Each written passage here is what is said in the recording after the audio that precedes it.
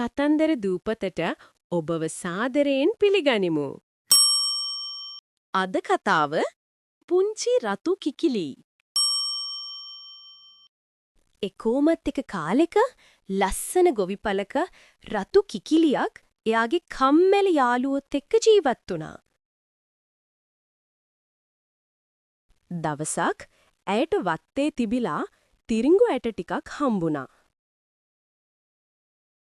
ඒව දැකලා ඇය උද්‍යෝගයෙන් අපි මේවා පැල කරමුද කියන යාළුවන්ගෙන් ඇහුවා. ඇගේ කම්මැලි යාළුවෝ අනේ අපිට බෑ කියලා කීවා. රතු කිකිලි තනියෙන් පාත්තියක් හදලා වලවල් හාරලා එහි තිරිඟු ඇට තවාන් දැම්මා. ටික දවසකින් නිරෝගී තිරිඟු පැල මතු වුණා. රතු කිකිලිට හරි සතුටුයි. දැන් කවුද මේ පැලවලට වතුර දාන්න ඉන්නේ?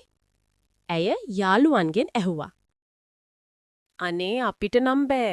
කම්මැලි යාළුවෝ කීවා. යාළුවෝ නිදහසේ සෙල්ලම් කරද්දී රතු කිකිලි තනියෙන් පැලවලට වතුර දැම්මා. ටික දවසකින් තිරිඟු කරල් ඇවිත් රන්වන් පාටින් දිලිසුණා. රතු කිකිලිට හරි සතුටුයි. දැන් කරල් කපන්න හොඳ කාලේ. යාළුවනේ, ඔයාලා එනවද මට උදව් කරන්න?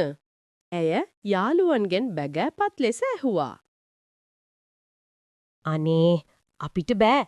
අපිට ඕවා පුරුදුත් නෑ. යාළුවා උත්තර දුන්නා. ඇයට දුක හිතුණා. ඒත් ඇය මහන්සි වෙලා තනියෙන්ම තිරිඟු කරල් කැපුවා.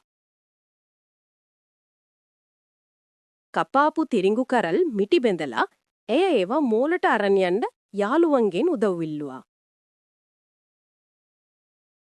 ඒත් කවුරුත් උදව් කරන්න බෑ කීවා. ඇය තනිවම ඒවා මෝලට අරන් ගියා. ඇයට හොඳටම මහන්සි. අනේ යාළුවනේ මට හොඳටම මහන්සි. කවුද මට තිරිඟු අඹරන්න උදව් කරන්නේ? ඇය ඇසුවා. අනේ අපෙත් ඇඟවල් රිදෙනවා. අපිට නම් බෑ. කම්මැලි යාළුවෝ කීවා. ඇය මහන්සි නොබලා හුඟක් අමාරුවෙන් තිරිඟු අඹරලා පිටි හදාගත්තා. දැන් තියෙන්නේ පාන් හදන්න. කවුද එන්නේ පිටි අනන්න? ඇය ඇසුවා. පිටි අනද්දී පිටි අතේ ඇලවෙනවා. ඒක නිසා මට නම් බෑ. යාළුවෝ හැමෝම කීවා. රතු කිකිලි තනිවම පිටි ඇනුවා. පෝරණුව සුද්ධ කරලා පාන් පුච්චන්න කවුද එන්නේ? ඇය නැවතත් ඇසුවා. ඔච්චර කරපු එකේ ඒකත් ඔයාම කරගන්න. යාළුවෝ උත්තර දුන්නා. ඇය තනිවම පෝරණුව සුද්ධ කරලා පාන් පිච්චුවා. පාන් සුවඳ හැමතැනම පැතුරුණා. යාළුවෝ ඔක්කොම ආසාවෙන් පාන් කන්න ආවා. අනේ අපටත් උනේ පාන්.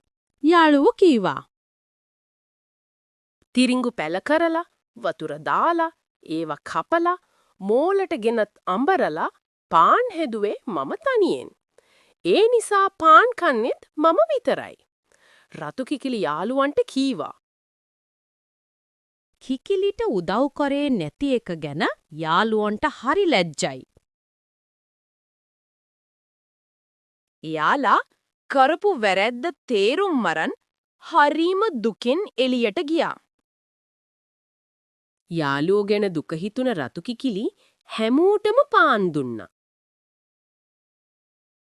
මීට පස්සේ නම් හැමදාම එකතු වෙලා කම්මැලි නැතුව වැඩ කරන්න හැමෝම හිතාගත්තා.